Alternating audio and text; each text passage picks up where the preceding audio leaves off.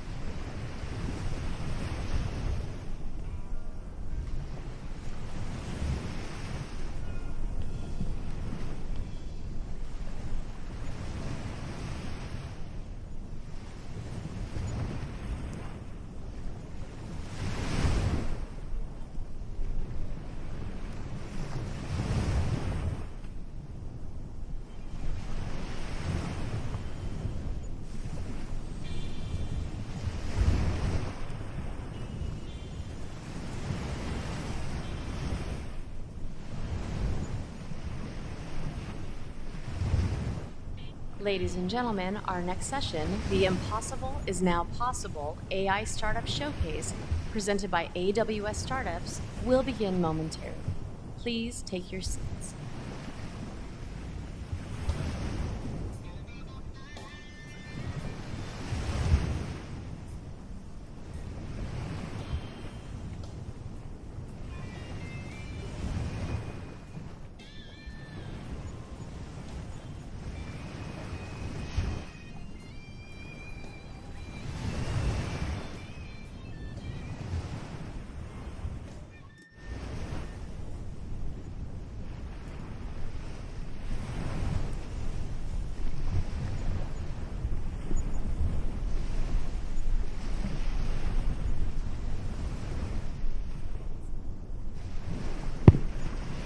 Good afternoon, everybody.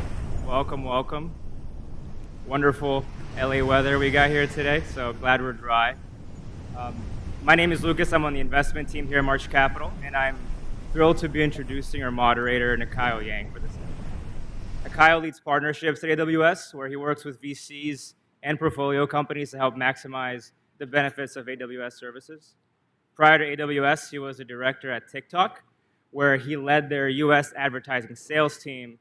And before that, he was a founder himself, having built and exited 2 companies in the advertising and media entertainment spaces. So he has seen it all. He has done it all. I don't think there's quite anybody better to be presenting this cohort of really exceptional founders building groundbreaking products with AI. So without further ado, Nakayo.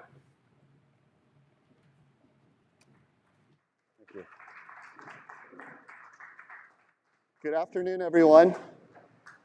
Hope you all are doing well. It's a rainy day outside, but I'm very grateful that you all are here inside spending time with us. And we have a wonderful showcase that we'd like to present to you today. It's going to be comprised of 6 of the most unique and interesting and cool startups that we have working with us at AWS. You're going to hear from founders that have built incredible businesses affecting industries such as media and entertainment, advertising, sports, retail, healthcare, life sciences. It's going to be an incredible show, and really grateful again that you guys can all be here. And they'll all be presenting their unique generative AI solutions and how they're impacting and affecting their customers. We first will lead up with Amit Jain, the CEO and founder of Luma AI, who is building an incredible video generative AI model. Amit, I'd love to welcome you to the stage.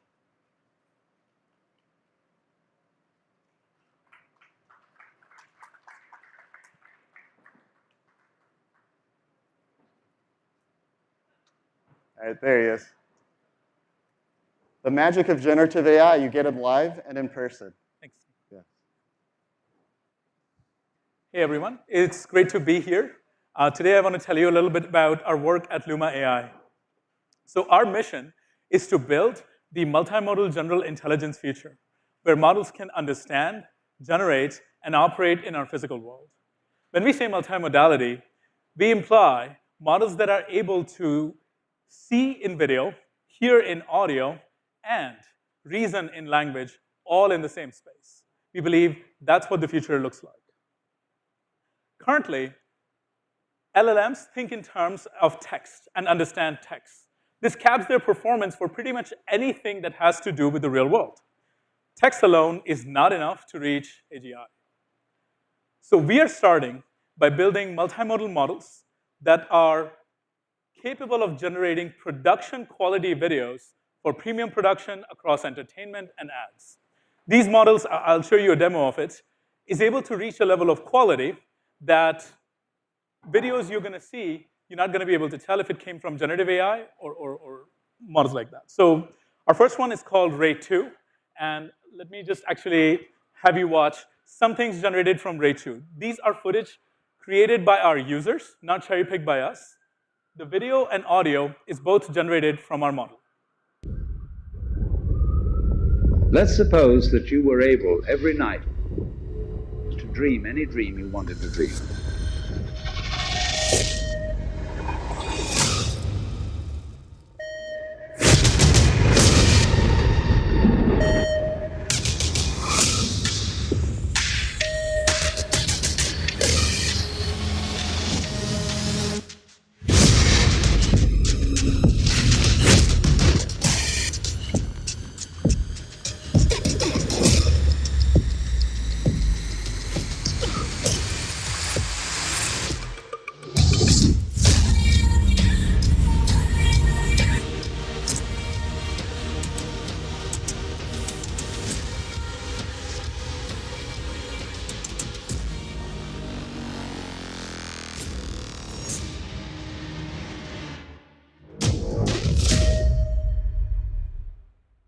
That's Ray 2, our latest model that we launched in January. It's the only model on the market that is able to do 4K video at 60 FPS in 10-bit color. It generates 5 seconds to minute-long footage, and I don't know what happened there. But it's fast, controllable, and extremely photorealistic. If you look across the board of other models in our space, Ray 2 produces this very high-quality, high-dynamic footage. And if you look across the board of OpenAI Sora and some of the Chinese models, this is the sort of results you get. This is a comparison not created by us or our team. This is just from one of our users on Twitter. You can find this on Twitter, actually. The big difference is in how fluid and smooth the model is and how realistic the footage actually looks like. The physics, the animation, the keeping track of particles of water, all these kind of things. We built Ray 2 over the last year by scaling this video model backbone to video plus audio plus text and putting in 10 times more compute and 17 times more data than any video model that has come before it, including OpenAI Sora. It leads to this scaling behavior where we see fast, natural, coherent motion and simulation-accurate physics. Just as one metric of performance between OpenAI and Luma, we are able to reach about 85% preference over that model which came out about basically the same time as us. More demos of how our model actually performs. So you're able to see instruction following, physics, the visual effects, simulation accuracy, photorealism. It hits basically the highest marks today of any model that is on the market. I mostly got videos to show you because that's what we do. Here's some more. Light reflections, being able to have really fast dynamic motion like this. This is generated from just text prompts at this point. Cinematic shots, VFX, surrealism, and finally, control. Ray 2 is a very, very, very strong foundation model, but it's useless without control, where you are able to ask the model to do what you exactly want from it. So our customers who are creating TV shows, movies, and ads want to have their own content inside the model, want the model to do exactly what the director wants to do. So we are building some of the most advanced controls of any model that is available on the market. Ray 2 allows you to prompt it with text, detailed prompts that can go for pages long, allows you to give it images as prompts, and allows you to give videos as prompts. So video that has been shot on camera can be used as a prompt to edit and then change that video with Ray 2. Ray 2 is also able to generate audio, as you saw an example of that. And if you go to our Twitter, you can actually see many, many examples of that. It can take in keyframes. So you have a timeline. You can give Ray 2 many, many images in the middle, and it will generate video that actually traverses through those keyframes. And it is used actually heavily by studio partners already.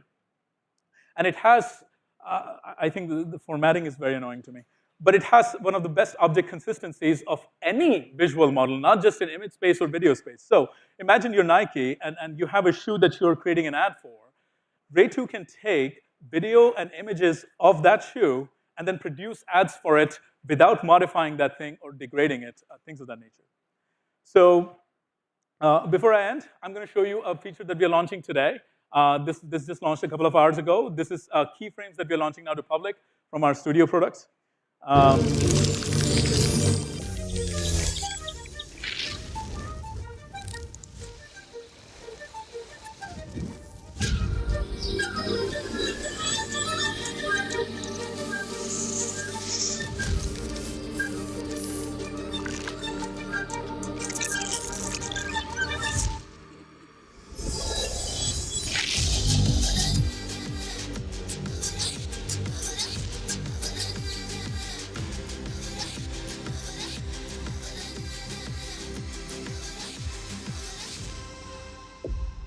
So let me tell you what you actually saw. There was a start frame and there's an end frame that the user gave the model. And then you actually have the whole video coming out of it. Our goal is to replace production. Our goal is to basically make the model the source of truth for all the footage that you and I will see in very, very near future. We are a horizontal AI company. We are building infrastructure for multimodal AI.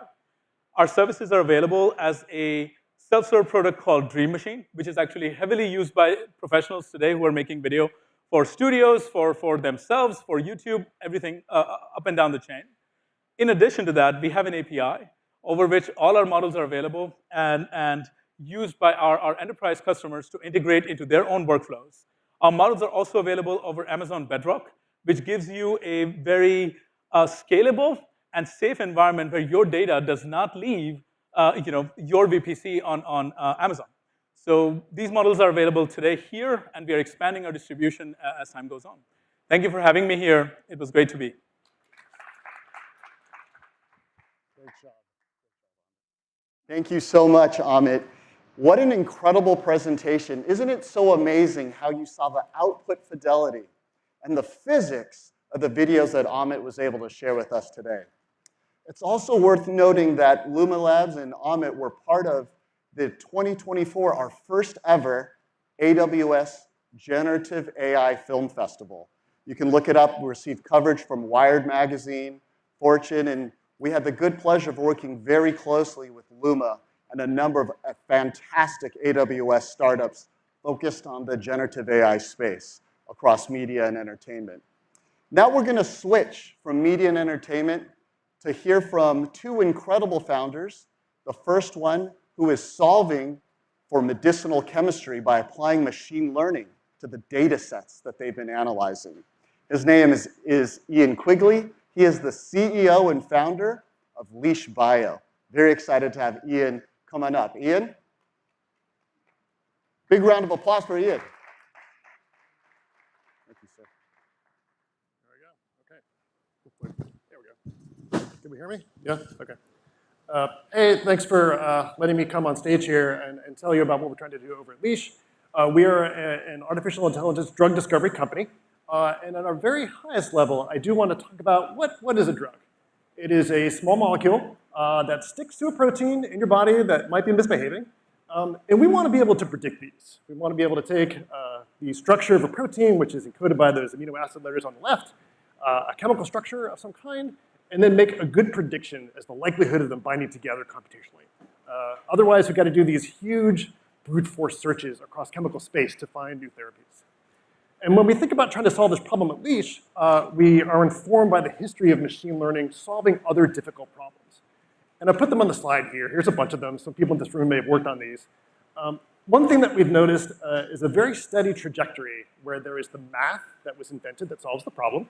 On the timeline, that's where those triangles are.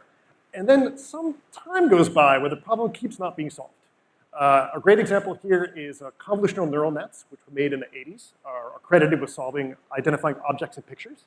But in the 80s, you couldn't type horse in your phone and get all your horse pictures. It took well into the teens, and that was the result of a big data set, a collection of pictures of horses in mailboxes and airplanes. It's called ImageNet, it's very famous. And once that data set was created, then the problem was solved. We have seen this over and over again with Go, chess, language translation, Jeopardy, all sorts of very challenging problems. Really what cracks the problem is the generation of a new data set that's the right distribution to create and bias all these wonderful characteristics. We've done this in the life sciences too. You guys may have heard that we're pretty good at folding proteins now from amino acid sequences. I won the Nobel Prize in medicine a couple months ago. There's a lot of protein folding companies that are now in existence trying to make protein-based therapies. It's fantastic. But a lot of that, we feel, has been built by this data set that was collected by many researchers for many years, the crystal structures and just raw sequences. This enormous corpus of data allowed the models to learn these structures and fold them appropriately. We don't really see that with small molecules. Chemicals are different than these proteins. We don't really are very good at predicting their interactions at all. We want to be able to predict them. And so we ask, does the data set exist to solve this problem? And we really don't think so. When we look at the number of small molecule to protein interactions that have been measured that are publicly available, it's about 400,000. It's a question called binding DB. This is after you deduplicate it. And relative to the amount of data that you would want to train even a middling chat model like a GPT-3, it's 1 million times less data. It's just not there. At this point, when I talk about this problem, someone in the audience usually pipes up and says, well, existing pharmaceutical companies have much larger data sets, and they do, but they're typically not collected with machine learning in mind. They're collected to go off to solve a very particular problem, and they don't have the coverage, certain controls, sort of metadata collection, all these other things that would really make the models sing.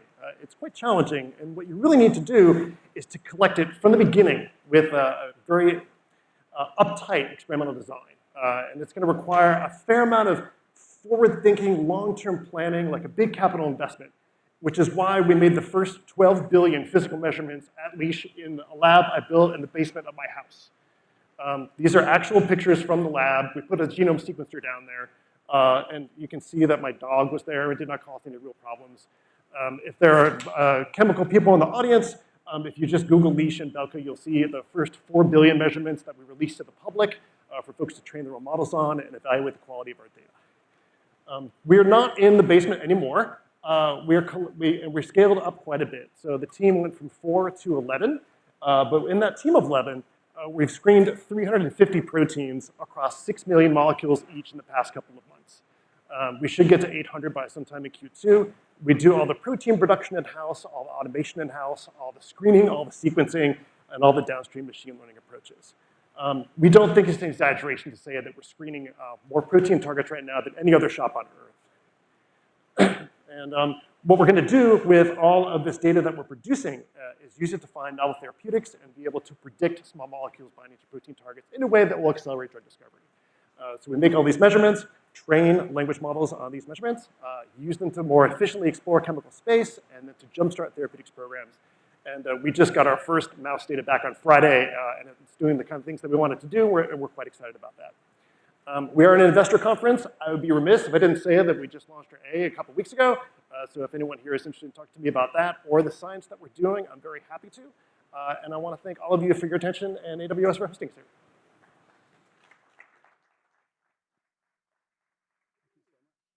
Thank you so much, Ian. What a wonderful presentation. 12 billion. 12 billion, folks. That's the number of data points and sets that they analyzed in his basement. So just imagine what he's going to do in his new facility and the new round that he raised. Incredible innovation is going on with Leash Bio. It's also worth mentioning that Leash Bio was a member of our 2024 Generative AI Accelerator here at AWS. And following Ian at Leash is another member of that cohort, the co-founder and CEO of Noetic, Ron Alpha. Ron, let's welcome him to the stage with applause.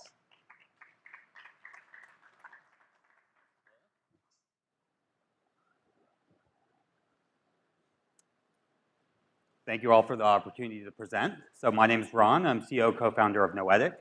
And our mission is to discover the next generation of cancer therapeutics using generative AI. So Noetic's thesis is simple. Clinical translation is the most important and problematic part of drug discovery. This is where most drugs fail, and where if we can make an impact, we can make the biggest difference for patients. The challenge is biology is incredibly complex. So we try to simplify that complexity. We try to develop models in a dish, models in animals, and really try to figure out how can we get a drug from early research to patients with some predictive power. At Noetic, we think that the best model for patient biology is ultimately the patient. And so what we've been asking is, can we train generative models on patient data so that those models can help us choose the best drug for each patient population? So fundamentally, what we're doing are building foundation models that can learn from raw patient data. So these models are taking in human tumor data, learning the biological relationships, and once they're trained, they become incredibly powerful. We can use them for drug discovery tasks, we can use them for biomarkers, we can use them for diagnostics, and really they become very broadly applicable across the field of oncology biology. As an AI company, it's important to focus on the data as the first core asset of the company. In our labs, we are generating thousands of tumor representations from human patient samples. So these data don't exist for these models in the public domain. We have had to source human tumor samples and develop processes to translate those tumor specimens into a fit-for-purpose data set for machine learning. And so what that means is we are thinking about all the different types of data that the models are going to need to see in order to learn human tumor biology. These are actual images of some of our data from a single patient sample. And what you're seeing is several different image layers that provide different biological information. So in our labs, what we're doing is profiling these human tumors from the level of the tissue with what the pathologist would see in the hospital, all the way to cell biology and proteins, and then down to the molecular layer with RNA and DNA. To date, we have generated thousands of these tumor representations, beginning in lung cancer, but quickly expanding pan-cancer, starting to profile tumors such as sarcomas, ovarian cancers, breast cancers, and others. And what's really unique about this approach is we can now use these data to train multimodal models. So these are transformers, which are similar to LLMs, as I'm sure you're all aware of. But the difference between our models and LLMs is our models are operating on images. Now, we use some of the same principles to train these models on biology that you would use to train an LLM, in that what we are providing the model is a task that we force it to reconstruct missing pieces of data. So essentially, we provide the model with images, and the model has to learn to reconstruct parts of those images from masked data. Over time in training, the model begins to learn the biological relationships across this biological information, and essentially becomes a foundation model for tumor biology. The other aspect that's unique here is, if you were to pull some of these types of data sources from public domain, you wouldn't have essentially paired data. For every patient and every sample, we have every one of these layers. And so that means when the model is learning about the biology and looking at, let's say a tumor cell, for that exact tumor cell, it has the tissue architecture, the RNA, and the DNA. And so it can really begin to learn the relationships. So here's just a quick demo of how this works. So here I'm showing you basically a visual prompt, and we've asked the model to be able to reconstruct a ground truth image, and this is a protein image from this highly masked image data. And you can see from the visual prompt, it's nearly impossible for us as humans to figure out that that masked data is going to correspond to the ground truth image. But the model, over an extensive amount of training with a large enough amount of data, can actually begin to solve this problem and can reconstruct the image quite nicely, which is what you see in the middle. Now, this is a very simple task, and it much like the task of next word prediction with LLMs, it's hard to appreciate that this scales, but in fact it does scale to much more complicated approaches. So one of the recent technical reports that we put out is this virtual cell model, and here we can basically take a cell of interest and we can transport it into a tumor and run a simulation. And so essentially what we're asking the model to do is, if I put an immune cell in some patient sample, what happens to gene expression in that immune cell? And we can run these simulations across many, many patient samples and essentially begin to build a data set where we can make inferences around changes to drug targets and biomarkers in the raw patient data itself. So if you begin to put all this together at scale, you can run these simulations in individual patient samples, but you can also begin to scale them across cohorts of patients in the data. What begins to emerge is a system that allows you to solve this fundamental problem. So this is actually real data. What you're seeing here is an embedding space of representations of hundreds of patients, and the model can begin to predict which patients would respond to a particular therapeutic. And in this case, this is an immune therapy, and the model does quite well at identifying subsets of patients that are responders in the clinic, and importantly, who is not a responder in that clinical trial.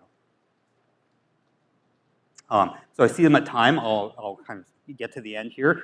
We're Noetic, so we're a Series A company. We've raised in total about 60 million to date. We've been around for about 2 years and quickly progressing through milestones. Would be excited to talk to folks here that are Series B investors and start to think about, planning for our next fundraise, which, we're not immediately fundraising today, but planning for the next 12 to 18 months. Thank you very much for your time, and great to meet you. Awesome. Thanks, Ron. Thank you so much, Ron. What an incredible presentation. And the last two founders have been talking about how they can apply artificial intelligence to optimize for patient healthcare outcomes. That's a very virtuous and admirable goal, that mission that they're focused on. Here at AWS, our focus, like with these other founders, number one is customer obsession. And through customer obsession, we're able to earn trust and deliver results. And one of the hallmarks of delighting your customers in our everyday interaction with other partners, with other companies, is voice. This next founder that I'll welcome to stage is pioneering artificial intelligence as it relates to speech-to-text, speech-to-speech, and text-to-speech. He has an incredible background as a particle physicist turned founder entrepreneur. I'd like to welcome to the stage and a big round of applause for Scott Stevenson, the CEO and founder of DeepGram.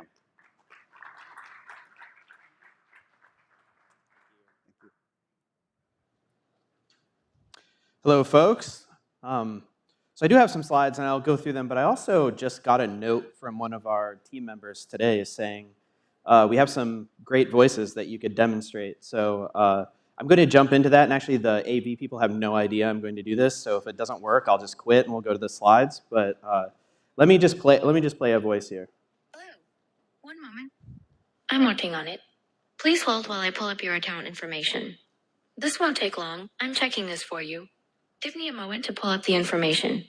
Your amoxicillin 500 milligram tabs.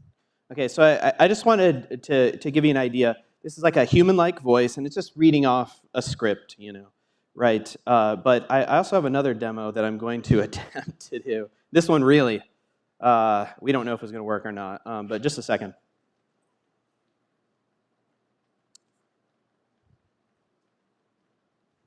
Hello. Hi there. I'm on stage right now, and I'm really at a loss for words for something funny to say. What should I say? Prize setting. Why did the Scarecrow win an award? Because he was outstanding in his field. Because he was. So sorry about that, but because he's outstanding in his field. But so what we do at DeepGram is we build a voice AI platform for enterprise use cases where many companies build on top of DeepGram, and they use our API in order to power voice experiences. So they'll power quick serve restaurant, fast food ordering. They'll power like call center. Hey, what hours are you open? Or can you look up my tracking number for me? And that type of thing. But actually, we're a horizontal company, and you could use DeepGram to do anything. You could use it to do streaming, captioning on videos for a video website. You could use it for lots of things. And as Nikhail mentioned, we do speech-to-text, we do text-to-speech, and we do speech-to-speech. And I'll give you an idea of how large this market is. I would estimate in near term it's going to be a $100 billion market. And the idea here is that yes, that this market now, I would say, is somewhere around 20 to 30 billion. And you say, well, in like 3 years or 4 years, how is it going to be a $100 billion market? Well, you're talking about a labor disruption that's happening. So the labor market in the world is a $50 trillion market. And a significant portion of that is call centers, people taking orders, that type of thing. Fairly low-hanging fruit that will be augmented by this type of technology in the very near future. And so you'll see this across call centers, drive-throughs, legacy IVR replacements. Press 1 for this or 2 for that, or speak sales or whatever in order to get to sales. All that's going to be replaced by agents in real time. and I just wanted to quickly show like how our business works. So DeepGram has been around for 9 years. We build the models in-house at DeepGram, but one of the most important differentiators for us and moats that we have is the DeepGram platform. So it hosts our speech-to-text, our text-to-speech, our speech-to-speech. But really, when you're an enterprise customer, you need to trust that this platform is going to work, that it's going to have low latency, that it's going to scale up, that it will operate in your VPC if you need, that it will that the cloud will be there as a backup. These are all things that I think a lot of folks don't talk about in AI quite yet, because AI is mostly been turn-based and sort of ChatGPT, like most people are familiar with that type of use case. But business use cases are going to be real-time AI with all of the enterprise enterprises need low latency, high throughput, reliability, and I'll go through this in another slide, but with all of the accoutrements that enterprises are going to need. And so what we do is we work with tech ISVs, so folks who build software that you buy, and then under the hood might be DeepGram powering that interaction. Or we work with partners like AWS or others in order to power in their platform, in order to add voice to their capability, so that you can now power your own voice interactions through that platform. And then we'll also sell direct to enterprises as well. This platform is extremely important. You need low latency, you need high throughput, you need to be able to adapt the models to the use case. And so we provide this in the platform. And I like to look at this as basically entertainment versus enterprise. And so there are a lot of entertaining things. There's a huge market of entertainment that is about to be addressed. So like Luma was just on stage, they're addressing that market and serving that market. And for DeepGram, we do more low-hanging fruit, massive scale use cases where you're generating tons of human conversation. So here are some quotes that give you an idea of some of our customers. A top 10 retailer saying, everybody knows perception and cost are the hard parts, and that's why they use DeepGram. Voice is different than text. We work with the top LLM providers in order to, not all of them, but many of them, in order to provide their audio capability. They don't say that it's DeepGram under the hood, but nevertheless, that's how a lot of it works. And you can see the quote from the health tech provider there. And I just wanted to talk about the future just briefly in this last minute. The way that most of these systems work right now is, and that demonstration that I did early on that was only mildly successful, also works in this way that's at the top of this slide, where there's a single point, and that single point, you can't read it, but it says hello.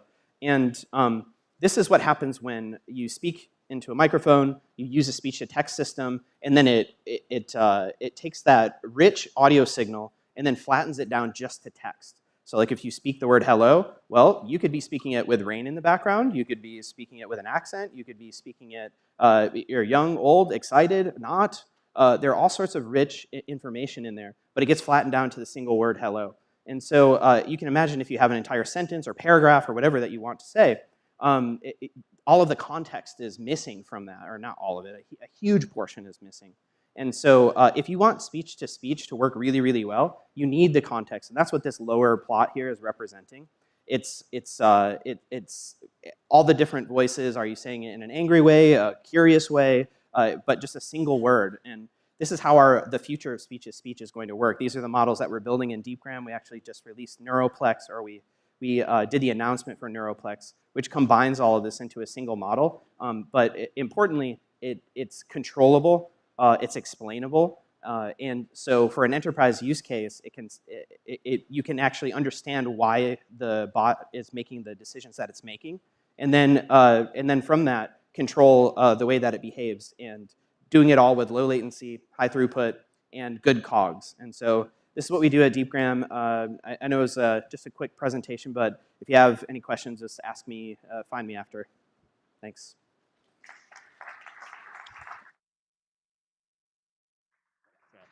Thank you so much, Scott. That was awesome. So as you can see, the future of delighting our customers, working closely to acquire and grow these customer relationships, is heavily predicated on voice, on speech-to-text, text-to-speech, and speech-to-speech. Again, the goal is to deliver outcomes for our customers. And next, I'd like to welcome to stage an incredible founder. She's built and sold multiple companies, and now her latest startup is applying artificial intelligence to, again, delight the customer through the optimization of the customer purchase lifecycle journey for retail. Stephanie, CEO and founder of Voti, welcome to the stage.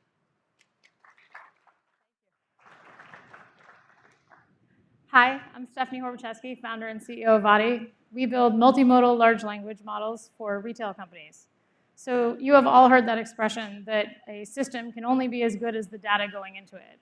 Generative AI has completely transformed what is possible at that data layer, and that's exactly where Voti sits, enriching product catalogs with more customer-centric data.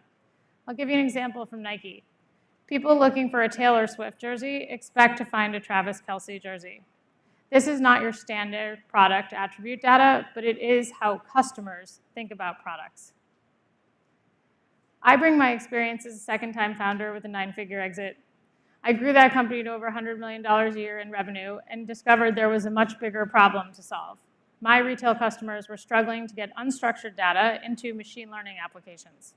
So in 2019, I founded a research lab and started working on this problem. I'm incredibly fortunate today to be joined by a formerly Etsy team with a lot of experience building these kinds of systems at the type of scale that enterprise needs.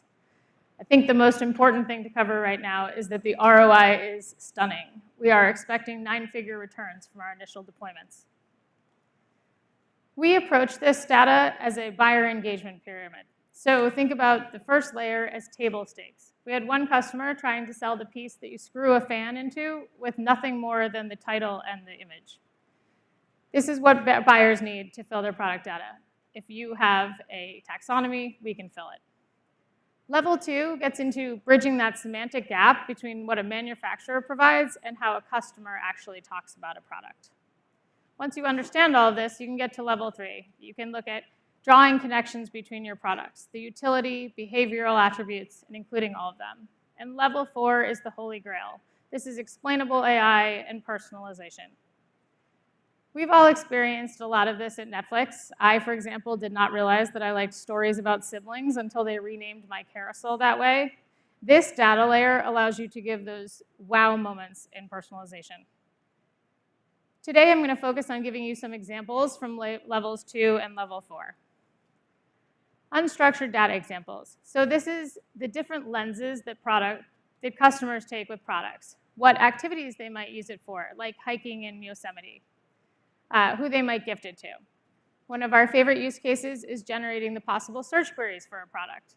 So the more specific the search query, the higher the intent to purchase. If you're very specific, we see up to 5x conversion rates. Let's use an example.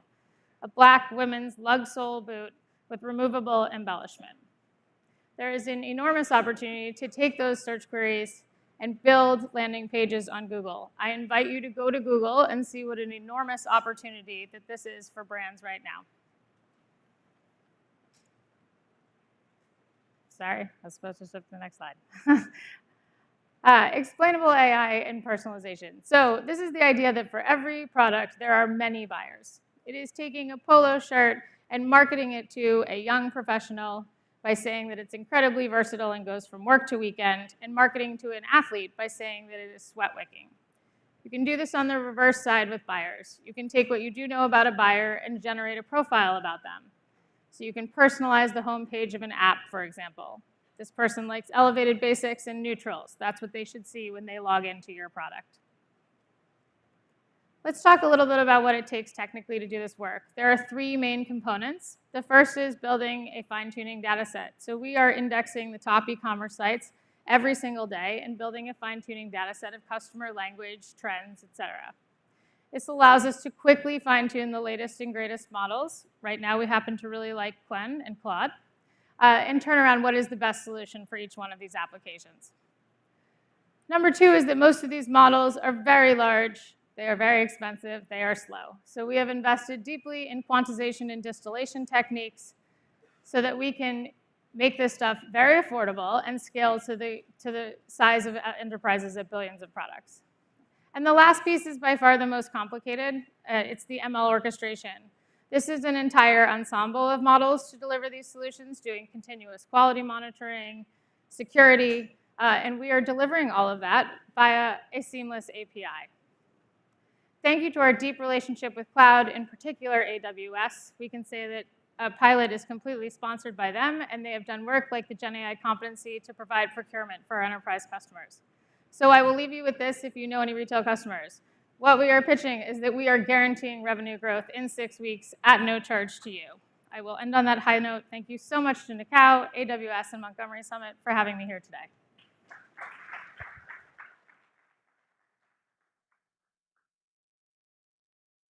Fantastic. Thank you so much, Stephanie. It's incredible to see the application of AI as well to retail, right?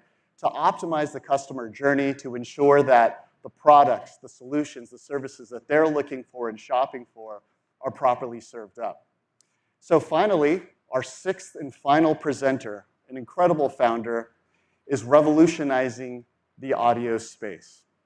She's applying deep learning to separate and discern and identify from any type of audio sound, music, effects, and dialogue.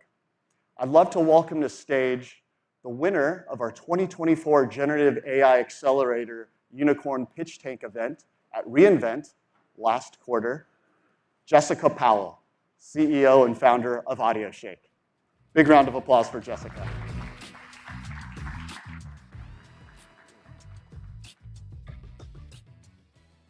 Hi. So you may never have thought about it before, but both humans and AI have hearing problems. We as humans do really well in noisy real-world environments, right? We don't like it, but we can understand each other when we're yelling at each other in a bar. And we can understand the different nuances of human communication. Machines do terrible in those kinds of tasks. Machines, on the other hand, are really good at detecting anomalies, patterns. They can filter and edit sound. They can hear frequencies that we can't hear. So what if you could make it that AI could have human superpowers and humans could have what AI can do? And that's what we do at AudioShake. We make sound usable for both humans and machines. We've seen an extraordinary amount of growth over the past 6 months. And I'll get into that a little bit why later. But let me first explain why sound is really hard for machines. So this is a spectrogram. It's essentially an image of an audio file. And on the y-axis, we have frequency, and on the x-axis, we have time. And if you're a machine, this is all you see. You don't know, is this a movie? Is this a piece of music? Is it people talking? And that's where AudioShake comes in. We can detect and isolate this sound so that then it can be used in all kinds of different workflows. We're essentially core audio infrastructure. So we can take something that sounds like this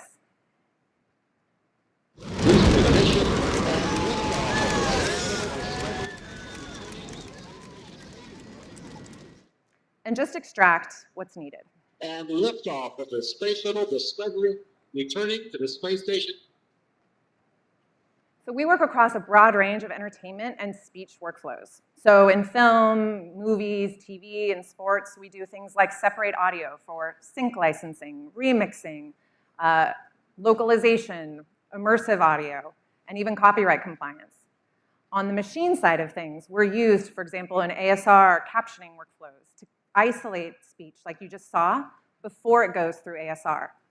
We also do a lot of work in metadata extraction and post-generation editing for all kinds of different voice and generative AI workflows. And we do this all with one model architecture that allows us to scale to all kinds of different uses and different sounds. Our customers use our on-demand platform, our APIs, streaming-capable SDKs. And let me show you how this all works in practice.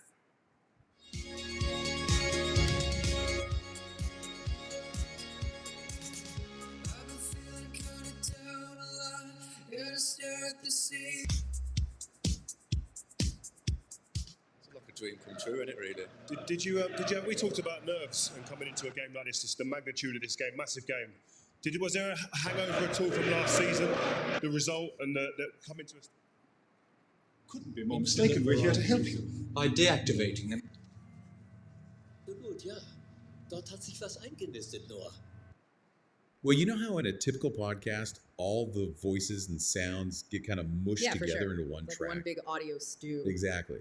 But imagine if we could like separate out all those individual voices. I think that you should get an airport. 3 hours early. I think that you should get to an airport like 30 minutes before boarding maximum. I want to walk right through security. You enjoy it, the lounge. That's why it's called a lounge.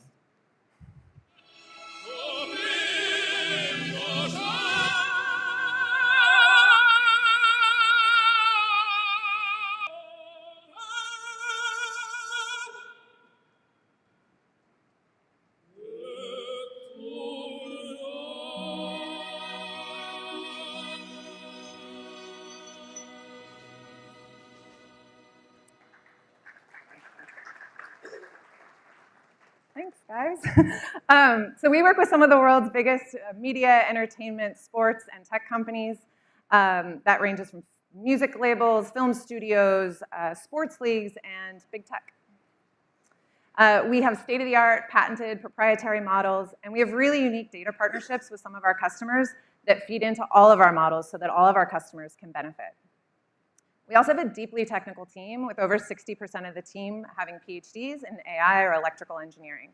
I'm a former VP at Google, and my co-founder Luke used to lead data science at Plaid.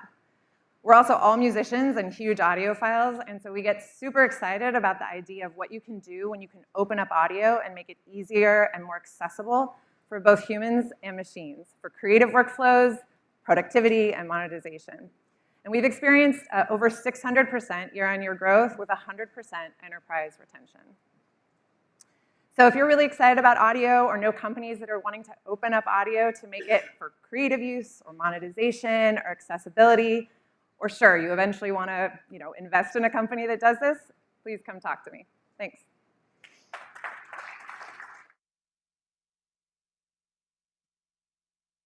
Thank you so much, Jessica.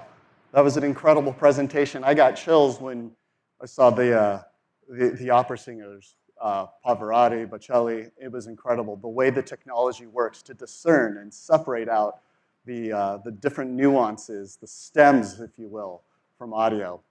Well, thank you all so much for joining us. Another big round of applause, not only to our founders, but also to the March Capital and Montgomery Summit team for putting this all together and for making this happen. Thank you all for coming. Enjoy the rest of your conference.